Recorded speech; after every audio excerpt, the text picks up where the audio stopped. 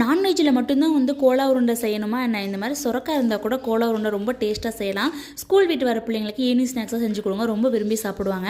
இதில் என்ன vegetable add பண்ணியிருக்கோம் அப்படின்னு கூட குழந்தைங்களால் கண்டுபிடிக்க முடியாது.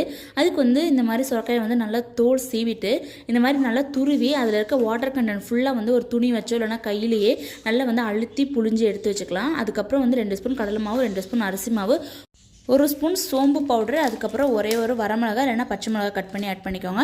வெங்காயம், இஞ்சி பூண்டு பேஸ்ட்டு, ஒரு 1/2 ஸ்பூன் சீரகம், கொத்தமல்லி, கருவேப்பிலை தழை இதெல்லாம் ஆட் பண்ணிவிட்டு ஒரு ஸ்பூன் தனி மிளகாய்த்தூள், 1 ஸ்பூன் கிட்ட வந்து கரம் மசாலா, அதுக்கப்புறம் 1/2 ஸ்பூன் கிட்ட மஞ்சத்தூள்.